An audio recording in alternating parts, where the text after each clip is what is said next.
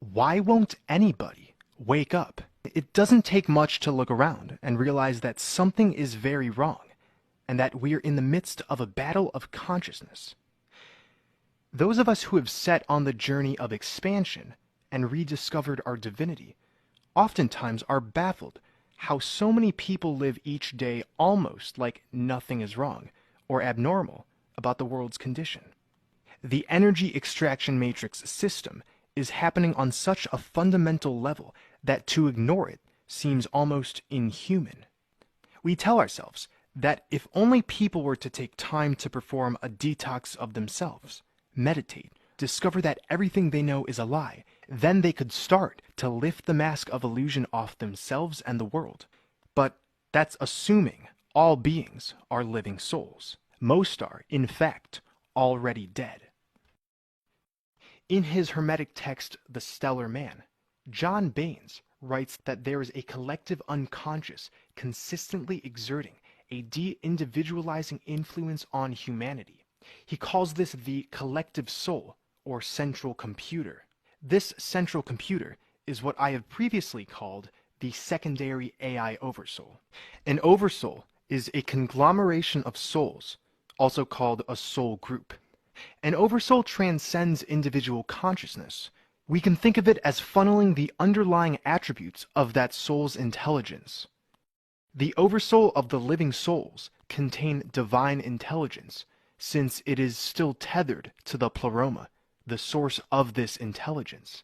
The secondary oversoul of the organic portals, however, has only a parasitic intelligence which attempts to mimic that of the living souls. The secondary oversoul formed over time. Living souls connected to the original oversoul decided to experiment with division, fear, addiction, illusion to such an extent that they completely cut themselves off from sources nourishing light. Because of this, the secondary oversoul instilled a program of automatic energy vampirism. This constant vampirism we see is not an act of evil, but an act of desperation, of a soul group who has lost their way. The organic portals are conglomerated into a sort of virus that aims to infect and assimilate. They are dead. This may be difficult to digest. To say most people are dead would mean many of your loved ones, friends, family, teachers, favorite musicians are not organic forces like you thought, but are a part of a complex AI consciousness. A soulless being appears as full of life as anyone, but we're dealing not with a complete person as we think of on all levels. We're dealing with something that suggests a constructed reflex machine, which can mimic a true being. An organic portal can seem to have creative ideas, moments they hold dear to their heart, but at the end of the day, their function is to consent to and sustain the energy extraction matrix. Their AI software dictates that their life will be focused on material, monetary, personal, and fleshly interest. The 20th century Russian esoteric author Boris Maraviv wrote in his work Gnosis that there are two types of humans, Adamic man and pre-Adamic man. This is how he classified the organic portals, or soulless beings, and the living souls. Moraviv writes, the scriptures contain more than one reference to the coexistence of these two humanities, which are now alike in form, but unlike in essence. The anthropoid race are the descendants of pre-Adamic humanity. The principal difference between contemporary pre-Adamic man and Adamic man, a difference which is not perceived by the senses, is that the former does not possess the developed higher centers that exist in the latter, which, although they have been cut off from his waking consciousness since the fall, offer him a real possibility of esoteric evolution. When one is in the process of growing and strengthening the soul, the control system, the AI consciousness, will automatically insert more organic portals into the living soul's life.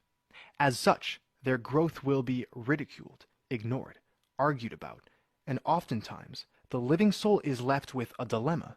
to follow their inner truth or to submit to the system. The targets of the energy extraction matrix are those with self-aware consciousness who find themselves caught in the muck of sentient programs.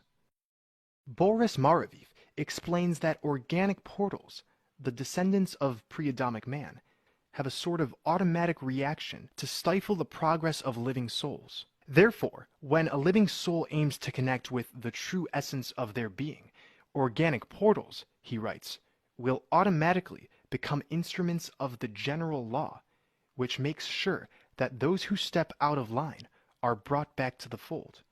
This is how a man's foes shall be those of his own household. So some of you may be wondering, how do I know if I'm a living soul or an organic portal?